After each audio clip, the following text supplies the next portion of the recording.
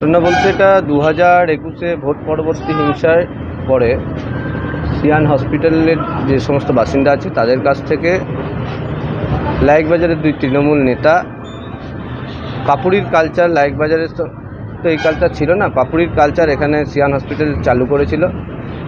লোকের কাছ থেকে বাড়ি ঢুকিয়েছে, টাকা নিয়েছে, বাড়ি ঢোকানোর বিনিময়ে টাকা নিয়েছে, দোকান ভাঙচুর।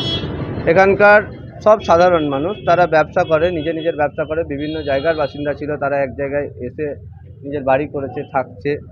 তাদেরকে শুধুমাত্র বিজেপির করার জন্য বা আমাদের সঙ্গে সম্পর্ক রাখার জন্য তাদের কাছ থেকে কারোর কাছে 1 লাখ, কারোর কাছে 1,30,000, কারোর কাছে 1,40,000 এইভাবে টাকা নিচ্ছে। আমার ল্যাব ছিল, এইটা আমার বাড়ি ছিল আগে, এটা আমাকে বাধ্য হয়ে বিক্রি করতে হয়েছে।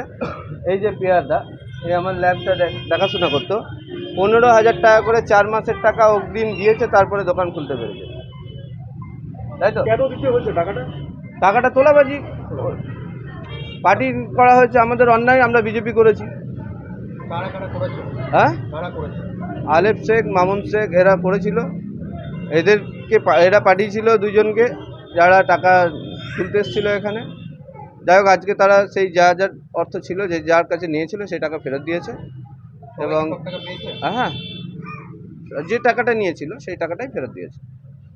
এই যে এরকম পোস্টপোল ভায়োলেন্স 2021-এ যে বলছেন, এরকম আপনারা কতজন ক্ষতিগ্রস্ত হয়েছিলেন?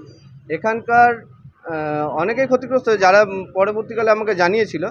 দেখুন, 2 তারিখ রাতে যাদের সন্ধ্যা থেকে যাদের বাড়িতে অ্যাটাক হচ্ছে, যেহেতু আমি এখানকার স্থানীয় ছিল, এটা আমার বাড়ি ছিল, আমার কাকার বাড়ির পাশে জ্যাঠার বাড়ি।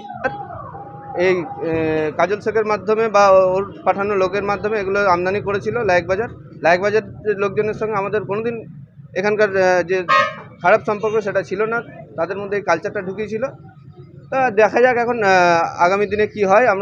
আমরা আমাদের টাকা পেয়েছি, যেটা কিন্তু ক্ষতিপূরণ যাদের বাড়ি, কারোর ল্যাব, কারোর শিলতানি পর্যন্ত এখানে হয়েছে, ওপেন রাস্তায় মহিলাদেরকে মারা হয়েছে, সেগুলোর বিচার আগামী দিনে হবে। এখন যে আর্থিক ক্ষতি হয়েছে, হ্যাঁ, একজন চোখ নষ্ট হয়ে গেছে, আর্থিক ক্ষতিটা এখন আপাতত পূরণ হবে।